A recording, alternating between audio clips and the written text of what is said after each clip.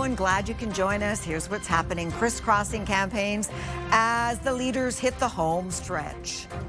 Comes down to one word: change. This is the time for serious leadership. The state of the race with just days to go. Now it's time that we have a conversation about what is consent. Opening arguments at the sexual assault trial of 5 hockey players. He taught us all how to be Christians and to be human, and that's what we are so happy about. Plus, a massive crowd gathers to say goodbye to the Pope.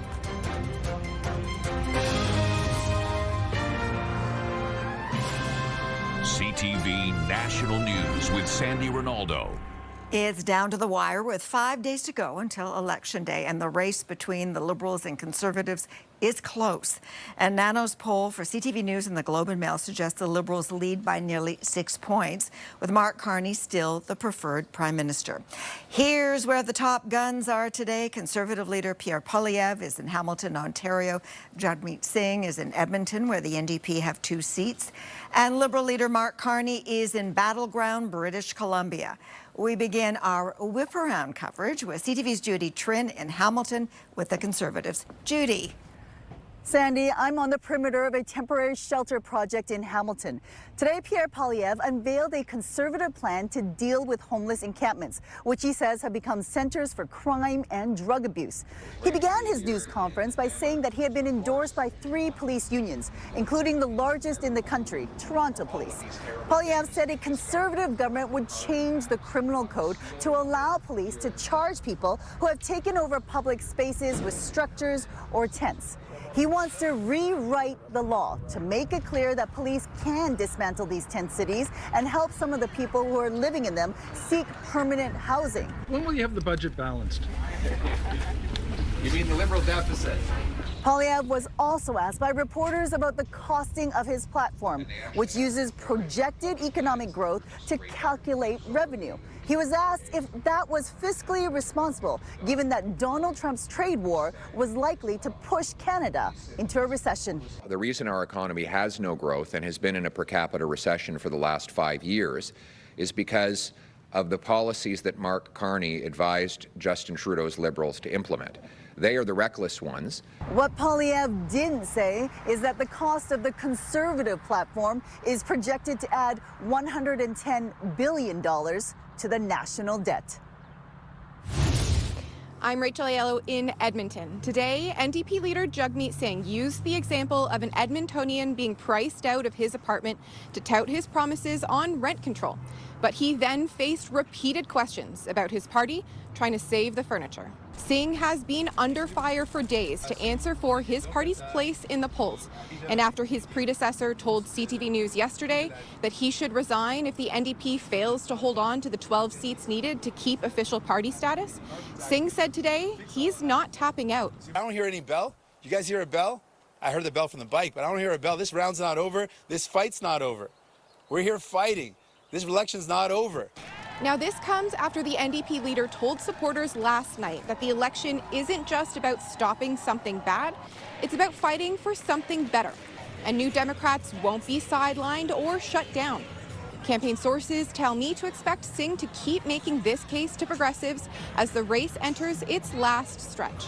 The NDP campaign is now off to Winnipeg, where again, Singh's focus will be on shoring up support in what once were party strongholds. I'm Michael Couture in Victoria, BC, where Mark Carney believes the Liberals can take some seats from both the NDP and Conservatives in this province. The campaign is hitting 5 ridings, with one official saying they see growth opportunities here. Un gouvernement majoritaire libéral! Before introducing Carney last night at a rally in Laval, Quebec, Liberal Mélanie Joly asked supporters for a Liberal majority government.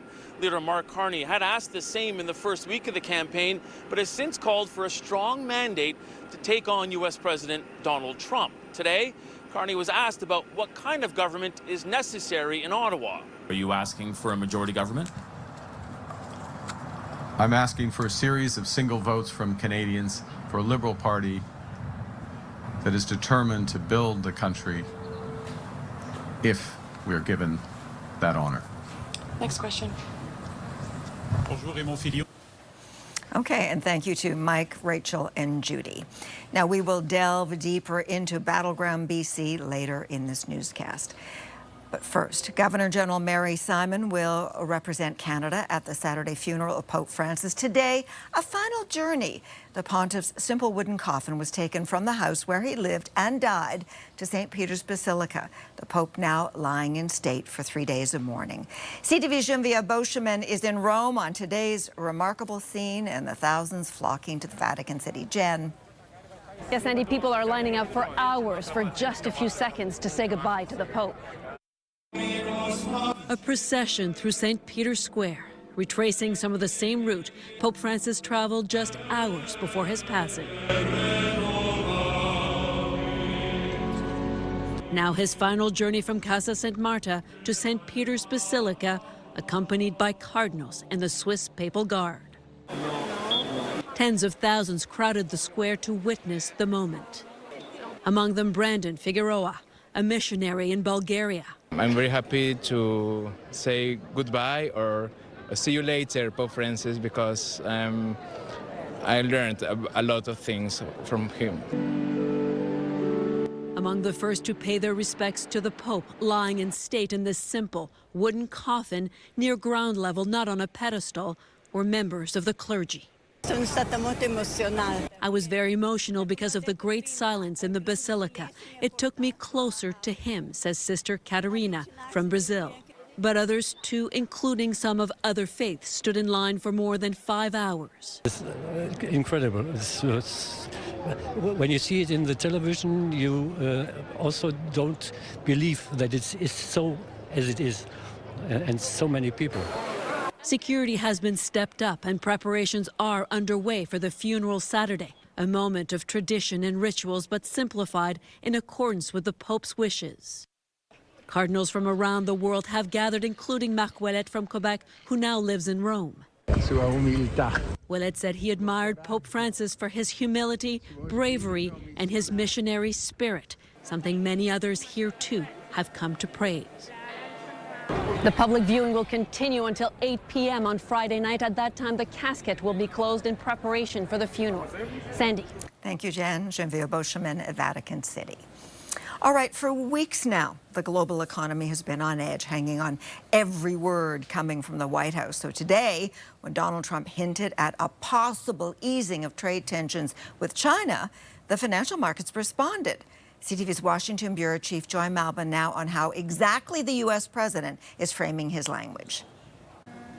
Sandy, the president has definitely eased up on his tough, harsh rhetoric on China, in spite of this ongoing standoff over who will pick up the phone and make a deal after Trump slapped a whopping 145% tariff on imported Chinese goods. Now, Trump is feeling the pressure after a meeting with CEOs of Target, Walmart, Home Depot, and Lowe's warned Trump of empty shelves and supply chain chaos if his trade war continues. Trump said he's prepared to reduce tariffs with Beijing, but his message is being mocked in China with the hashtag Trump chickened out. This morning, the president was scouting areas on the White House lawn to install 2 massive flagpoles, part of his redecorating, and hinted that something is in the works with Beijing. Take a listen. We are going to have a fair deal with China. It's going to be fair. Are you talking to them actively now? Actively. Everything's active. Everybody wants to be a part of what we're doing. They know that they can't get away with it any longer, but they're still going to do fine. Trump says he'll play nice with China, turning down the heat in what sounds like a possible truce, Sandy. The question is, though, when will we see a deal? Okay, we'll wait for that. Okay, Joy, thanks so much. CTV's chief financial correspondent, Amanda Lang, is standing by. All right, Amanda, you just listened to what Joy had to say. Give us the big picture here with the implications of this potential turnaround in the trade war with China, and clearly the market's responding. Yeah, I mean, the reality is that not only is the president going to hear from CEOs, he's going to hear from even more of them in the days ahead. What has been going on under the surface here, along with the fight with China, which is expensive, and as you heard from Joy, would only be a week or two away from empty shelves, higher prices. We also had the president threatening his own Treasury Secretary, the Federal Reserve Chair, last week. And markets in general were saying, look, we can't take this uncertainty. We don't like the lawlessness of how that feels. And so CEO after CEO are finding the president's ear and saying, we need to calm this situation down. The president and his deputies are at least talking that way. Until, Sandy, we see actual a deal, an offer, some kind of communication with China and tariffs coming off, the costs are still real, and they're still being priced in by folks like the IMF. The cost is real. It's with us. Can we avert even worse is what we're talking about now. Okay, Amanda, thanks so much for this. Sure. Okay, the courtroom filled up quickly today in London, Ontario, as jurors in the sex assault trial of 5 former World Junior hockey players received instructions from the judge. And then came opening arguments. CTV's Adrian Gabriel is outside the courthouse in London. Adrian, talk us through what you heard today. Yeah, Sandy, with the jury fully selected, the trial officially got underway today, with the Crown making their opening statements. And some of those were graphic allegations made against the 5 former World Junior hockey players. The weight of this day outlined on the face of each of the accused as they entered court. Now it's time that we have a conversation about what is consent to sexual activity in hockey. With the jury of 14, that includes 11 women and 3 men, listening intently, Crown Prosecutor Heather Donkers began her opening remarks, painting a, quote, roadmap of events that will be challenged during this trial. To protect her identity, we can only refer to the alleged victim as EM. Donkers told the jury this case is about whether EM voluntarily agreed to engage in each and every instance of sexual touching that took place, going on to claim that the defendants took no steps to ensure there was affirmative consent when they touched her. Instead, they just did whatever they wanted. Just because you consented to some sexual activity with some individuals does not mean that you therefore consented to all sexual activities with all individuals who may be around. The jury will hear that EM drank approximately 8 drinks on the evening she met some members of the 2018 gold medal winning World Junior team at this London, Ontario bar. She went back to this hotel with World Junior player Michael McLeod and had consensual sex. Though following intercourse, the Crown claims McLeod sent a group text inviting teammates to the room. EM alleges that afterwards, 7 others entered the hotel and, quote, directed, manipulated, and intimidated her into remaining in the room where she says she was sexually assaulted. Continual consent in those hours will now be closely scrutinized. You have autonomy over your body, and you get to make those decisions about what you're going to engage in, when and with who, in an ongoing way. Former Team Canada captain Dylan Dubé, Cal Foote, Carter Hart, McLeod, and Alex Fermenton have each been charged with sexual assault. McLeod is also facing 1 charge of being party to the offense. This afternoon, we were expecting a London police detective to continue with this trial's initial testimony, though after the break, the justice called back the jury and then quickly dismissed them, saying that something happened over the lunch hour that she needs to think about and discuss with the other lawyers. Court is scheduled to resume tomorrow morning. Sandy. Adrian Gabriel. Very graphic. Toronto police body cam footage shows the moment a routine traffic stop took a deadly turn, resulting in the death of a 16-year-old. Yeah, come on, buddy.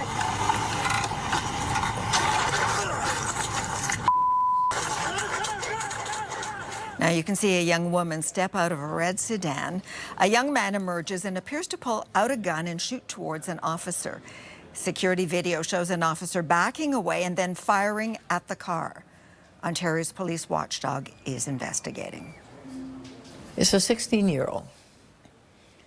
They don't need a gun. And where are these guns coming from, right? A lot of them are American guns. Toronto Mayor Olivia Chow says the city has to double its efforts to keep guns out of the city. All right, coming up after the break, inside a pivotal fight for votes. Cutting through the political logjam in a province that could make all the difference.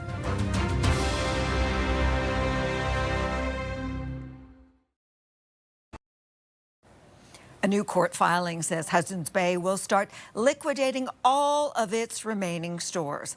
The documents say the company will start selling off merchandise on Friday at the 6 stores that had been spared. One company official saying the move was made because there is a low probability it will find a buyer for the remaining locations. We're going to take a closer look now at Battleground British Columbia as Election Day, April 28th, closes in. It's a province where 2 federal leaders are in the fight of their political lives. And CTV chief anchor Omar Sachedina is also on Vancouver Island talking to voters in a riding that's shaping up to be one of the tightest races between the NDP and the Liberals. Omar. Sandy, there are 43 seats up for grabs in Battleground, British Columbia, and some of the tightest races in the entire country are right here on Vancouver Island. We've been spending the day talking to voters about the issues that are driving them to the ballot box. I would say tariffs and, tax on Canada in general. At Canada's oldest tea company, which is almost as old as the country itself, staff and customers say Trump's annexation threats are top of mind, and they know there are major challenges brewing. The shop has seen a surge in customers who want to make sure the product is Canadian. And while the raw ingredients are from abroad, the processing is all done on the Lower Mainland. I will regularly walk into retail and see someone looking at a box and, do you have any questions about the teas? Oh, I'm just making sure this is a Canadian product. So I tell them all about Murchie's and how 131 years of Canadian business and all the work's done in Delta, and we're really proud of what we do. Michael? Omar. Hi. Nice to meet you. Welcome aboard Victoria Harbour Ferries. Captain Michael Conde is a former lawyer. In a part of the country where there are many retirees, he says the massive market fluctuations we've been seeing recently are also of concern. But he's confident Canada can navigate the choppy waters. We get some very strong west winds blowing down this harbour here sometimes, kicking up the wave, whitecaps and so on. But one thing we know is that the waves are going to subside when the wind dies down. And so the wind, wherever it's blowing from right now, and I won't go too far down that metaphor, is going to sort of ease off and things will become calm again. But then I'm an optimist in life. So. And as the relationship between Canada and the U.S. is being tested, we will bring you part of my conversation with legendary music producer and the pride of Victoria himself, David Foster, about what being Canadian means to him. Sandy? Thanks, Omar. And that conversation will take place tonight on CTV National News with Omar Sachedina at 11 p.m. Well, a fire tore through multiple buildings in Vancouver early this morning. Thankfully, no injuries reported from anyone in the structure. A number of them were closed at the time from a restaurant. Small businesses were closed as this was early in the morning. Firefighters were called in just after 4 a.m. and within hours, heavy smoke filled the area and flames had spread through several storefronts and homes. At least 7 people have been displaced. The cause of the fire is under investigation. A nuisance in Calgary is pecking away at homes and the nerves of some residents. We're struggling right now just because the day-to-day activity from the bird is kind of hitting our brains and our mental pretty well. And this is the culprit, the northern flicker. An increasing number of people are reporting extensive and expensive home damage because of the pesky woodpecker. It's also known for its loud wake-up calls as it serenades potential mates. Options to get rid of the birds are limited as they are protected by the Migratory Bird Act. CTV National News will be right back.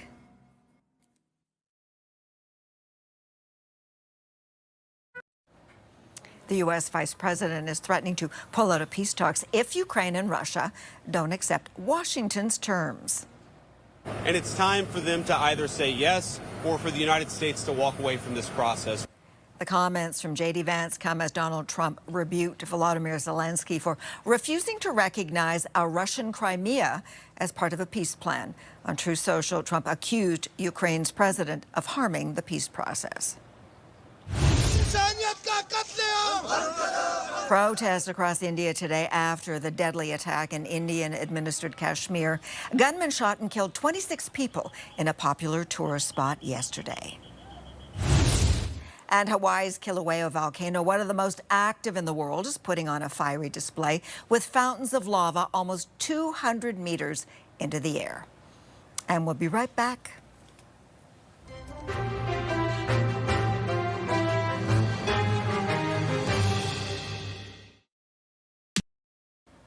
Colona, BC is struggling. Yes, there's a building boom, but it's coming too fast for the municipal government to keep up. And then there's the issue of climate change messing with the local economy.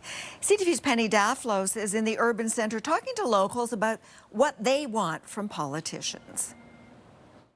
There's a reason the Okanagan has been a popular getaway from the stressors of big city life for decades. We walk everywhere. But Colona is now a bustling urban center in its own right. I feel like it wasn't made to be this big. A building boom is underway here. One of the fastest growing communities in Canada. Fueled in part by remote workers who flocked here during the pandemic. That drove the prices up for everybody here. And so the region is experiencing some growing pains around affordability and homelessness far removed from its more traditional roots. We really are working together to figure out ways to survive as an industry. Niche Winery isn't alone in its struggles. Singed by 2023 wildfires, then shocked by a deep freeze last year that decimated Okanagan orchards and wineries alike, they want federal leaders to recognize the challenges they face. An investment in farmers is a good investment, and I feel like if we don't have farmers, we don't have food and we don't have wine, and we need all those things. Tourism remains vital to the region, and now some farmers are branching out into accommodations and other side hustles as they try to mitigate crop unpredictability.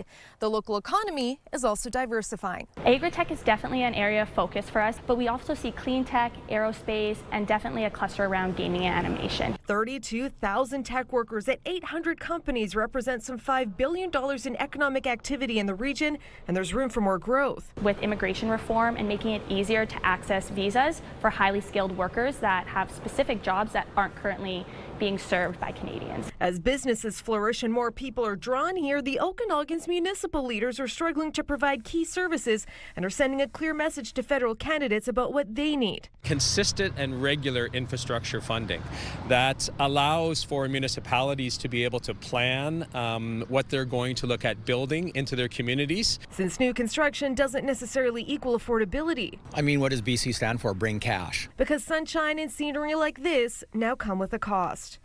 Penny Daflos, CTV News, Colona. Thank you for sharing your time with us. Your local CTV News is coming up as we leave you with images from inside St. Peter's Basilica, where thousands are lining up to pay their final respects to Pope Francis. I'm Sandy Ronaldo. Be well.